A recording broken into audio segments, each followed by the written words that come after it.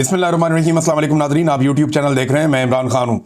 Nadreen, ऐसा लगता है कि पता नहीं फ़ौज के ऊपर कोई हमला हो गया है या कोई ऐसी बात है। कभी कहीं रैलियाँ निकलवाई जा रही हैं, कहीं प्रेस कॉन्फ्रेंसेस करवाई जा रही हैं। DGISPR की प्रेस कॉन्फ्रेंस ने एक ऐसी शर्मिंदगी वाली सूरत हाल पैदा कर दी है कि अब उसे कवर करने के लिए कभी कुछ कर रहे हैं, कभी कुछ कर रहे हैं, लेकिन कवर हो नहीं रहा।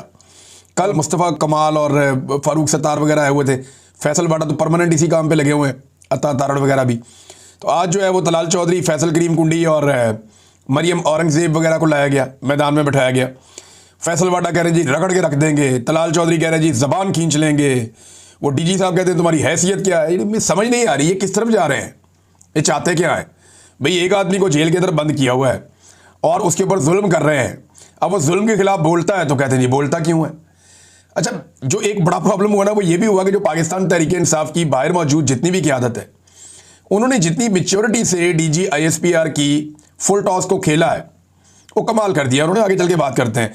DGISPR की प्रेस कॉन्फ्रेंस को मेनोन तस्लीम किया जाए, उसको अपनाया जाए, उसकी हमायत की जाए, ये दबाव सियासी जमातों पर और शख्सियात पर डाला जा रहा है। अब इदारा इस लेवल पर आ गया है, उन्हें कहा जा रहा है कि इदारे ने तो ये लेवल तक पहुँच के हिम्मत कर दी है। इदारा तो इमरान खान का दुश्मन बन गया, सामने आकर खड़ा हो गया। तो आप भी हिम्मत करें, आप भी आकर लड़ें। आपका तो सियासी मुखालिफ है। सियासतदानों में लेकिन एक प्रॉब्लम होती है, वो आते हैं आके बोल बाल देते हैं, कर लेते हैं। कई लोगों को अपनी इज्जत से प्यार नहीं होता, लेकिन ज़्यादातर लोग डरते हैं कि भाई हम फ़ौज से एक सियासी जमात को मार पड़वा रहे हैं, कल को हमने भी सियासत करनी है। यही सारा कुछ जब हमारे साथ होगा तो हम फिर रोना पिटना कहाँ जाके करेंगे। वो बेचारे इस बात से भी डरते हैं, लेकिन इनके बीच में फंसे हुए अब 3-4 साल ज़्यादा होते हैं किसी फौजी के पास। ये तरह थोड़ा लंबा हो गया टाइम, हो सकता है ख़त्म हो जाए, कोई पता नहीं होता ना, वक्त का कोई पता नहीं होता। लेकिन ये जो टाइम लंबा भी हो गया, इसके बावजूद सबको पता है कि टाइम खत्म हो जाना है और पॉलिटिकल पार्टीज़ ने यहीं पे रहना है और उन्हें बाद में ये सारा कुछ बर्दाश्त करना पड़ेगा। अगर वो बच गई तो पॉलिटिकल पार्टीज़ के बचने के इम्कान तो बहुत कम है। जिस तरह उन्होंने अवाम से मुखालफत ले ली है, ऐसे ऐसे लोग बिठा दिए इन्होंने, यानी मुख्तलिफ शहरों के अंदर बंदे निकलवा रहे हैं, वो निकल के प्रोटेस्ट कर रहे हैं। कुछ सुन्नी इत्तेहाद कौंसिल वाले आ गए, कभी कोई और आ गया, कभी कोई और ग्रुप निकल आया, और कहीं 20 लोग हैं, कहीं 25 लोग हैं, कहीं 40 लोग हैं। बस ये फ़ौज से इजहारी यकजहती हो रहा है। और इसके अंदर जो है वो आसिम मुनीर साहब का और DGISPR का फ़ोटो उठाया हुआ है। इजहारी यकजहती किस चीज़ का हो रहा है, क्या मसला क्या है कि फ़ौज के ऊपर कोई हमला हो गया है या खुदा न खास्ता कोई बहुत बड़ा मसला हो गया है। भाई ये मुबारकबाद के लिए आप रैलियाँ निकाल सकते हैं कि आसिम मुनीर साहब को बहुत सारे ओहदे मिल गए। मिसाल के तौर पर army chief, chief of defence forces और फील्ड मार्शल हाफिज सैयद आसिम मुनीर साहब, ये बहुत लंबा चौड़ा एक तारुफ हो गया उनका। मुबारकबाद दे सकते हैं कि उनका बहुत लंबा चौड़ा तारुफ हो गया। कोई ओहदे रह गए हैं तो वो भी उनको दे दिए जाएँ। बहरहाल आसिम मुनीर साहब और DGISPR के फ़ोटो लगा के धड़ाधड़ मुबारकबादें दी जा रही हैं। समझ नहीं आ रही कि ये लोग चाह क्या रहे हैं और ये कर क्यों रहे हैं, इसकी ज़रूरत क्या है इस वक्त। कोई इंडिया ने हमला कर दिया है, कोई दहशतगर्दों ने कोई बहुत बड़ा अटैक कर दिया है, कोई बहुत बड़ा इंसिडेंट हो गया। मुझे अच्छी तरह याद है कभी कोई दहशतगर्दी का बहुत बड़ा वाक़या हो जाता था ना, तो लोग निकलते थे, निकल कर एहतजाज करते थे। हम छोटे होते थे, हम भी निकल के कहते थे ये बहुत बुरा हो रहा है, ये नहीं होना चाहिए। और हमें जो हमारे दोस्त हैं वो कहते थे आओ जी आओ, आज फलां जगह के ऊपर हम एहतजाज करेंगे। हम कभी चले जाते थे, कोई दहशतगर्दी के खिलाफ चले जाते थे, किसी और कोई और इशू हो जाता था उस पर चले जाते थे, ह्यूमन राइट्स के मामला पे। लेकिन ये क्या चल रहा है, समझ से बाहर है। अब इसके अंदर ऐसे ऐसे लोग बिठा दिए जिन्होंने अमली जामा को अमली पजामा बना दिया। और लोग बता रहे थे कि ये नून लीगी MP है, लीगी MP है। वो बैठे हुए जनाब, बैठ के कह रहे हैं जी मलक आसिम मुनीर। एक तो उन्होंने ये मलक आसिम मुनीर साहब हैं, दूसरा वो कह रहे हैं जी कि इन्होंने कोई अमली पजामा पहनाया, अमली जामा को अमली पजामा पहना दिया। अंदाज़ा करें आप। और ये लोग आके फ़ौज की तर्जुमानी कर रहे हैं और उनके हिस्से का मुकदमा लड़ रहे हैं। मुझे समझ नहीं आ रही ये प्रेस कॉन्फ्रेंस करने की ज़रूरत क्या थी। और जो एक बड़ा प्रॉब्लम है ना वो ये है कि पाकिस्तान तहरीक इंसाफ ने जो एस्टेब्लिशमेंट को बड़ा झटका दिया, वो मैच्योरिटी का सबूत देकर दिया। यानी इन्हें लगा था कि पाकिस्तान तहरीक इंसाफ इस किस्म की प्रेस कॉन्फ्रेंस के रद्द-ए-अमल में बड़ा जारहाना मौक़िफ़ अपनाएगी। लेकिन चाहे वो प्रेस कॉन्फ्रेंस हो या उसके बाद जलसा हो, दोनों के अंदर बड़ा नपा तुला रद्द-ए-अमल दिया पाकिस्तान तहरीक इंसाफ ने। और जो इखलाकी बर्तरी है वो हासिल कर ली DGISPR के ऊपर। अब DGISPR एक इदारे के तर्जुमान है, इदारे के अंदर अजीब सी बेचैनी है कि ये किया क्या है इन्होंने। और PTI ने एक नपा तुला बयान देकर अपनी इखलाकी बर्तरी इदारे के ऊपर भी रख ली और पाकिस्तान की पॉलिटिकल पार्टीज़ के ऊपर भी रख ली। अब सारे आकर उंगलियों से मट्टी झाड़ रहे हैं कि हम गवर्नर राज लगा देंगे तो मुल्क में इमरजेंसी लग जाएगी, तो ये हो जाएगा। देखिए इमरान खान का जो रद्द-ए-अमल है ना, वो फर्द वाहिद के खिलाफ इमरान खान साहब गुस्से में बोलते हैं इसलिए कि वो जुल्म का शिकार है। इमरान खान का ये मानना है कि उनके ऊपर और उनकी फैमिली के ऊपर जितने भी मजालिम हो रहे हैं इनके लिए जिम्मेदार आसिम मुनीर साहब हैं। इमरान खान नवाज शरीफ को तो कुछ नहीं कहता ना, शहबाज शरीफ को, जरदारी को कुछ नहीं कहता। उनके खिलाफ जो एक पॉलिटिकल एक मुकाबला है वो तो चलता रहता है, वो इनको कहते रहते हैं, उनको कहते रहते हैं, लेकिन एक लिमिट में रहते हैं ना दोनों तरफ के लोग। लेकिन आसिम मुनीर साहब के मामले में इमरान खान साहब बहुत फ्रंट फुट पे चले जाते हैं आजकल। वजह क्या है? उन्हें लगता है कि उनके साथ और उनकी फैमिली के साथ जो कुछ भी हो रहा है, बल्कि वो ये दावा करते हैं कि ये आसिम मुनीर साहब कर रहे हैं, वो इसके पीछे हैं। और DGISPR ने उनके मौक़िफ़ के ऊपर आके मोहर लगा दी कि जनाब इमरान खान साहब जो कह रहे थे वो ठीक कह रहे थे। एक चीज़ जो है ना, ज़हनी मरीज का जुमला, ये इंतहाई नागवार जुमला, ये दोनों तरफ से जो भी इस्तेमाल करे है तो नागवार। लेकिन आसिम मुनीर साहब के लिए बहुत बड़ा पंगा है इसमें। मैं आपको बताता हूं कैसे। देखिए, शहबाज शरीफ साहब को जब से इमरान खान साहब ने अर्दली का लक़ब दिया, लोग उन्हें उसी तरह सोचना शुरू हो गए, उसी तरह देखना शुरू हो गए। और शहबाज शरीफ साहब को आलमी सतह पे भी बाज़ लोगों ने शू शाइन बॉय का नाम दे दिया, और शहबाज शरीफ साहब ने हरकतें भी ऐसी की। अब आसिम मुनीर साहब के बारे में इमरान खान साहब कहते हैं ये ज़हनी मरीज़ है। अब ये ज़हनी मरीज़ अगर किसी मुल्क का आर्मी चीफ है और वो मुल्क एटमी कुव्वत है, वो ये फिर एक नया पंगा है।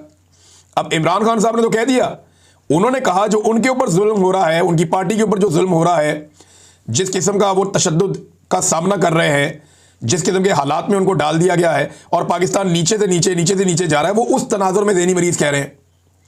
लेकिन यहां पे एटम बम का कंट्रोल भी उन्हीं के पास है, आसिम मुनीर साहब के पास। तो ये काबिल कबूल नहीं हो सकता ना, ये बड़ा प्रॉब्लम क्रिएट हो जाएगा। तो ये बड़ा नागवार गुजरता है जुमला। और फिर इमरान खान साहब को वापस जब ये कहा गया DGISPR की जानिब से साइकोपैथ या ज़हनी मरीज़, और DGISPR ने अपनी प्रेस कॉन्फ्रेंस में आंख मारते हुए ये कहा, वैसे ये ज़ीब तो नहीं देता यूनिफॉर्म पहन के आप आंख मारें, एक खातून सहाफ़ी आपको सवाल करें और आप आंख मार के उसका जवाब दें, बड़ा नामुनासिब है। मैं कोई ऐसी मायूब बात नहीं कर रहा, लेकिन ये तर्ज़ अमल नामुनासिब, बॉडी लैंग्वेज होनी नहीं चाहिए एक यूनिफॉर्म्ड ऑफिसर की। शहबाज शरीफ ने जब आंख मारी थी, अजीब सा मुंह बनाया था। जब ट्रंप ने कहा था आओ ना, वो जो अंदर तारीफ़ें कर रहे थे, अंदर बंद कमरे में जो तारीफ़ें कर रहे थे, जो अंदर मेरी गेम उठा रहे थे, वो इधर उठाओ सबके सामने। तो शहबाज शरीफ साहब आंख मारते हुए फटाफट आए और शू शाइन बॉय बन गए। फटाफट शहबाज शरीफ साहब ने तारीफ़ों के पुल बांधे, फिर वापस निकल गए। अब उन्होंने भी एक इस तरह का ही मुंह बना के आंख नीचे की थी, ऐसी DGISPR ने तो बाकायदा आंख मार दी। अच्छा, मैंने जब पहले क्लिप देखा ना, मैं हैरान हो गया। मैंने कहा नहीं, इस लेवल तक नहीं जा सकते। फिर एक YouTube के ऊपर जाकर देखा, वहाँ पे भी इसी तरह आंख मारी हुई थी। वो एक दो जगह पे देखा तो हर जगह पे वो आंख मारी हुई है DGISPR ने। कितनी मायूब और कितनी बुरी बात है। ये बॉडी लैंग्वेज की बेसिक आइडियोलॉजी इनको पता होनी चाहिए। छोटी छोटी चीज़ों का आइडिया तो होना चाहिए ना। DGISPR है, आम आदमी तो नहीं है। पूरे इतने बड़े इदारे, वो पाकिस्तान का सबसे बड़ा इदारा है, उसको रिप्रेजेंट कर रहे हैं। बहरहाल, अब ये जो ज़हनी मरीज़ वाला मामला है, इमरान खान साहब को भी ज़हनी मरीज़ वापस कह दिया गया, उसकी वजह से ये इशू बहुत उठ गया पूरी दुनिया में। अच्छा, इमरान खान को तो ज़हनी मरीज़ आप साबित कर ही नहीं सकते। वो तो जेल के अंदर बैठा हुआ 2.5 साल से पूरे पाकिस्तान को घुमा रहा है, और आपकी सारी सियासत उसके इर्द गिर्द घूम रही है। वो आदमी ज़हनी मरीज़ कैसे हो सकता है? वो तो बलागज़हीन आदमी होगा जिसने सबको चक्कर दिया हुआ जेल के अंदर बैठ के, जो जेल के अंदर बैठ के अपनी पार्टी नहीं पूरे मुल्क के निज़ाम के फैसले कर रहा है, और आप उसके सामने मजबूर हैं। ये वो आदमी है जब पूरी दुनिया कोविड के अंदर, जब कोरोना वायरस आ गया था, पूरी दुनिया कोरोना के अंदर मार खा रही थी। पाकिस्तान की मिलिट्री एस्टेब्लिशमेंट सहाफ़ियों को बुला बुला कर कह रही थी कि इमरान खान पे दबाव डालो, लॉकडाउन लगाए। अपोजिशन जमातों को एस्टेब्लिशमेंट कह रही थी कि इमरान खान पे तुम दबाव डालो, ये लॉकडाउन लगवाए, ये पाकिस्तान को मरवा देगा। लेकिन वो अकेला आदमी डट गया था। उसकी जहानत का आप यहां से अंदाजा करें कि पूरी दुनिया ने तारीफ की कि दुनिया में अगर कोई ममालिक टॉप के ऊपर निमट सके कोरोना वायरस से, जिनकी हिकमत अमली सबसे बेहतर थी, तो उनमें एक इमरान खान था। ज़हीन तो वो उतना है, और इसकी जहानत के बारे में बहुत सारे लोग बहुत सारी बातें बाजी में कर चुके हैं। नाज़रीन, DGISPR ने शेख मुजीब को गद्दार कहा था। हालांकि गद्दार तो याया खान था, ये मैं तो बिल्कुल खुलकर कहूंगा। उसकी एक वजह है ना, याया खान की रंगीनियां किताबों के अंदर लिखी हैं, और आज तक कभी किसी ने डिनाई भी नहीं किया। हमारे जो मुजीबुर रहमान शामी साहब हैं, उन्होंने जो कुछ याया खान के बारे में बताया प्रोग्राम के अंदर, टीवी के ऊपर, वो सुन लें आपके कानों से धुएं निकल जाएंगे। जितनी तारीख की किताबें वो बताती हैं, मुजीबुर रहमान कमीशन की रिपोर्ट पढ़ लें, वो ये बताती है कि याया खान ने जो तबाही फेरी, उसकी वजह से पाकिस्तान 2 टुकड़े हुए। तो गद्दारी तो याया खान ने की ना, आइन से भी गद्दारी की, हलफ से भी गद्दारी की, अपने मुल्क से भी गद्दारी की। पाकिस्तान के 90,000 के करीब फौजी भी कैदी बनवा लिए, तारीख का बदतरीन सरेंडर भी करवा दिया। तो गद्दार तो जनरल याया था। अच्छा, जनरल मुजीब को अब DGISPR कह रहे हैं जी गद्दार है। मगर नवाज शरीफ का अभी एक क्लिप वायरल हो गया दोबारा, उसमें तो वो कह रहे हैं कि वो बहुत अच्छा आदमी था। एहसन इकबाल साहब कह रहे हैं कि वो तो फातिमा जना का पोलिंग एजेंट था या उनका कंपेन एजेंट था, उनके साथ था। जब उसने देखा कि इन्हें यहाँ इंसाफ नहीं मिल रहा कायदे आज़म की बहन को, तो मेरे लोगों को क्या मिलेगा। तो एहसन इकबाल, ख्वाजा आसिफ, मोहम्मद नवाज शरीफ ये बार बार गवाहियाँ दे चुके हैं शेख मुजीब के हक में, और ये सारे आज इक़्तिदार में।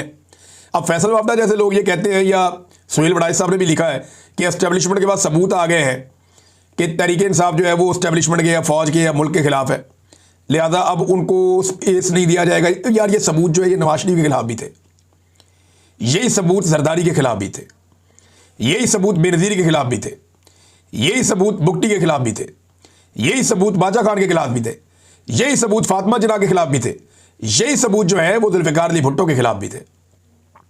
ये सबूत बड़े अरसे से हमने बहुत देखे हैं। ये सबूत दिखा दिखा के खबरें चलवा देते हैं और टाउट्स उठ के चला भी देते हैं, और बाद में पता चलता है जनाब गेम कोई और है, खेल ही कोई और है। फिर उन्हीं के साथ जाकर बैठ जाते हैं। जब आवाम का डंडा आएगा ना, प्रेशर आएगा, तो इन्हें अपने घुटनों पे बैठ के इमरान खान को सलाम करना पड़ेगा। ये मैं जानता हूं, और ये होगा इस मुल्क में इंशाअल्लाह। अल्लाह रब्बुल इज़्ज़त बहुत ताकतवर है, उसके सामने किसी की ताकत नहीं चलती। अगर अल्लाह ने इमरान खान को इज्जत दी है तो किसी वजह से दी है, ये बिला वजह नहीं है। फवाद चौधरी ने एक बड़ी अहम बात की। फवाद चौधरी साहब तनकीद का निशाना भी बनते रहते हैं लोगों की। वो फवाद चौधरी साहब का और लोगों का मामला है, लेकिन उन्होंने एक बात बड़ी ज़बरदस्त की। उन्होंने कहा जब हुकूमत के वज़रा कहते हैं इमरान खान को माइनस कर दो, असल में माइनस इमरान खान का इस वक्त फार्मूला चलाया जा रहा है ना, किसी तरह इमरान खान को बाहर निकालो। यही काम 4 साल से कर रहे हैं, जो हो नहीं रहा। पूरा पाकिस्तान ही माइनस कर दिया पकड़ के, हर इदारा माइनस हो गया, हर एक की क्रेडिबिलिटी खत्म हो गई।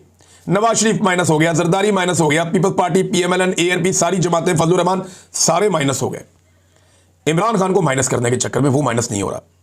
अब जनाब फवाद हुसैन साहब कहते हैं, चौधरी साहब, कि जब हुकूमत के वज़रा कहते हैं कि तहरीक इंसाफ माइनस इमरान खान होगी, तो इसका मतलब ही क्या है भाई। तहरीक इंसाफ तो आपने 9 मई और 20 जून के दौरान ठुड्डे और मुक्के मार मार कर ख़त्म कर दी थी।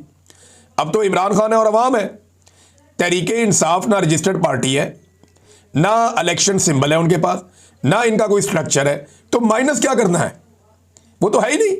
ये जो ओहदेदार हैं इनको आज फारिग कर दें, इनकी जगह इमरान खान कॉलेज के लड़के लड़कियों को ले आएगा, वो तहरीक इंसाफ बन जाएंगे। वो कहेगा तो वो आगे आ जाएंगे। मेंबरान असम्बली का इस्तीफा कल इमरान खान ने दिलवाना है, आज आप दिलवा दें, इससे क्या फ़र्क पड़ता है। माइनस इमरान खान के वफाक पर असरात का भी तजज़िया कर ले, हर काम गुस्से से नहीं होता। फवाद चौधरी समझा रहे हैं कि अब भी समझ जाओ, सियासतदानों को, PTI को, इमरान खान को उनकी स्पेस वापस लौटा दो। लेकिन मुझे लगता नहीं है कि इतनी एस्टेब्लिशमेंट को अक्ल है। वो अब क्योंकि नया नया अहदा भी आसिम मुनीर साहब को मिला है, तो वो अपने तरीके से सोचेंगे। बैनुल अक़वामी सतह पे जब दबाव आना शुरू होगा तब चीज़ें बदलेंगी। शेर अफजल मरवत ने कहा जी कि गवर्नर राज लग सकता है, और उसके लिए उन्होंने एक वजह बताई है। वो कहते नहीं गवर्नर राज लगने की देर है, इन हाउस तब्दीली सामने आ जाएगी। यानी जैसे ही गवर्नर राज लगेगा, इमरान खान साहब के सारे जो MP हैं वो बागी हो जाएंगे। अब वो कह रहे हैं 30 से 35 लोग इन हाउस तब्दीली के लिए सामने आएंगे, ये मेरा ख्याल है। शेर अफजल मरवत, वैसे इमरान खान साहब ने बिल्कुल सही पहचाना था बंदा। उस वक्त बहुत सारे लोग हमायत करते नहीं, शेर अफजल मरवत बहुत अच्छा बंदा है, अभी भी बहुत सारे लोग हमायत करते हैं। मैं खुद भी कहता रहा हूँ कि नहीं यार अच्छा आदमी है, लेकिन शेर अफजल मरवत ने साबित किया कि इमरान खान का विजन सबसे ज़्यादा है। इमरान खान ने शेर अफजल मरवत को सबसे पहले पहचाना और सबसे पहले बताया कि ए बंदा ठीक नहीं है। उसके बाद से शेर अफजल मरवत साहब ने हर रोज़ साबित किया कि इमरान खान को नुकसान पहुंचाने का वो कोई मौका जाने नहीं देंगे। ऐसा बज़ाहिर दिखाई देता है। नाज़रीन, यहाँ फैसल वाडा साहब का नाम नया रख दिया पाकिस्तान तहरीक इंसाफ के लोगों ने, जो नामुनासिब है। टॉमी उनका नाम रखा है फैसल वाडा का। PTI के लोग कह रहे हैं जी फैसल वाडा का नाम अब टॉमी है, क्योंकि फैसल वाडा ने खुद ही लोगों को ये नाम दिया। नामुनासिब है, अच्छी बात नहीं है, लेकिन PTI के लोगों ने बताया कि फैसल वाडा का नया नाम टॉमी है और ये नामुनासिब है, ये अच्छी बात नहीं है। लेकिन फैसल वाडा ने ये खेल खुद ही शुरू किया था, अब वो बेचारे खुद ही इसका शिकार भी हो रहे हैं। नाज़रीन, गुज़िश्ता साल की निस्बत, ये मैं 3 महीने की आपको रिपोर्ट बता रहा हूँ। एक तो हुकूमत कहती है ना आम आदमी को अपना खर्चा कम करें, बहुत सारे मुलाजिम नौकरियों से निकाल दिए, PIA को बेच रहे हैं, फलाना इदारा बेच रहे हैं। हुकूमत अपने अखराजात कम नहीं कर रही। मैं आपको बताता हूँ, ये सरकारी डेटा है, ये डॉन के ऊपर खबर भी छपी हुई है। मोहम्मद ज़ुबैर साहब ने भी इस पर बहुत शोर मचाया। खबर यह है कि गुज़िश्ता साल जुलाई से सितंबर के दौरान जो पाकिस्तान की हुकूमत ने खर्चा किया वो 142 अरब था, और इस साल कितना किया, 162 अरब। यानी 20 अरब रुपया इजाफी कर दिया। होना तो ये चाहिए, मुल्क गरीब हो रहा है, सरमायाकारी नहीं आ रही, पाकिस्तान के हालात पहले से बहुत पतले हैं, पाकिस्तान की इकॉनमी तबाह हो रही है, 100 से ज़्यादा बड़ी टेक्सटाइल मिलें बंद हो गई हैं और रोज़ाना की बुनियाद पे मजीद मिलें बंद हो रही हैं। वो बेचारे अखबारों में इश्तिहार लगा लगा कर वज़ीर आज़म से अपीलें कर रहे हैं, लेकिन वज़ीर आज़म जिसकी 4 साल से हुकूमत है पाकिस्तान में, इसने तबाही और बर्बादी के अलावा इस कौम को कुछ नहीं दिया। 3 साल से आसिम मुनीर साहब बैठे हैं, उनके दौर में भी बदतरीन तबाही हुई है इकॉनमी के मैदान में। तो अब बजाय इसके कि हुकूमती अखराजात कम होते, 142 अरब के बजाय 100 अरब कर लेते, नीचे ले आते। ये सिर्फ 3 माह के बता रहा हूं, जुलाई, अगस्त, सितंबर। अब 142 से बढ़ा के 162 कर दिए। अब अगले साल ऐसा लगता है ये और बढ़ा देंगे। तो पाकिस्तान आम पाकिस्तानियों को ये कहता है कि आप अपने अखराजात कम करें, आप अपने मेयार ज़िंदगी को नीचे ले आए। लेकिन जो सियासतदान है, जो हुकूमत है, इनके अलल्ले तलल्ले ख़त्म नहीं होते, इनकी मौजें लगी हुई है। ये बहती गंगा में हाथ धो रहे हैं और ये अवाम का पैसा अंधाधुंध लुटा रहे हैं। नाज़रीन, कल सुबह फैमिली जाएगी अडियाला जेल में मुलाकात के लिए, और इसके अलावा कुछ वकला की भी एक लिस्ट फ्राहम की गई है कि इन्हें भी मिलवाया जाए। पंजाब के अंदर पोस्टर जारी कर दिए गए हैं और ये हुक्म दिया गया है, ये आलिया हमजा साहिबा ने ये हदायत जारी की है कि पंजाब के लोग पहुँचें अडियाला जेल के बाहर इमरान खान की बहनों को सपोर्ट करने के लिए, क्योंकि इससे पहले उन पर टॉर्चर भी हो चुका है। DGISPR की प्रेस कॉन्फ्रेंस के बाद जो टेम्परेचर है वो बहुत हाई है। अब देखना यह है कि पंजाब और खैबर पख्तूनख्वा से कितने लोग कैसे आते हैं और अलीमा खानम को या उनकी दूसरी बहनों को इमरान खान से मिलने की इजाज़त मिलती है या नहीं मिलती। एक और चीज़ है नाज़रीन, जिस तरह अभी पेशावर में एक जलसा किया पाकिस्तान तहरीक इंसाफ ने, मोमेंटम बनाने के लिए वो अपनी एक्टिविटीज़ को बढ़ा रहे हैं। अगला जलसा जो है वो कोहाट में करने जा रहे हैं, एतवार वाले दिन उनका जलसा है। तो देखते हैं कोहाट कैसे रिस्पॉन्ड करता है। लेकिन एक मैं आपको तस्वीर दिखाता हूँ, इधर आप देखें, ये इस्तेकाम में पाकिस्तान पार्टी का एक स्टेज बना हुआ है फैसलाबाद में, इसके ऊपर ये बड़ा सा बोर्ड लगा हुआ है और ये देखें आप, ये सियासी प्रोग्राम है, कन्वेंशन है, पॉलिटिकल पार्टी है ना। इस पे आसिम मुनीर का फोटो लगा हुआ, 22वें ग्रेड के ऑफिसर है, इनका क्या काम है इसके ऊपर? यानी एक पॉलिटिकल पार्टी है इस्तेकाम में पाकिस्तान पार्टी, इसके ऊपर एक फौजी का यूनिफॉर्म में फोटो लगा हुआ है। ये तो या तो आमरीत में होता है या बादशाहत में होता है। नॉर्मल जमहूरी ममालिक में ये तो नहीं होता कि एक सियासी जमात अपना प्रोग्राम कर रही है और अपने प्रोग्राम में army chief, field marshal, chief of defence forces Hafiz Syed Asim Munir sahab की फोटो लगा रही है। ये तो नामुनासिब बात है। तो इसका ना फौज को नोटिस लेना चाहिए और उन्हें ये पूछना चाहिए कि जनाब आप हमारा फोटो क्यों लगा रहे हैं और किस चक्कर में लगा रहे हैं। अब तक के लिए इतना ही, अपना ख्याल रखिएगा, अपने इस चैनल का भी। अल्लाह हाफिज़।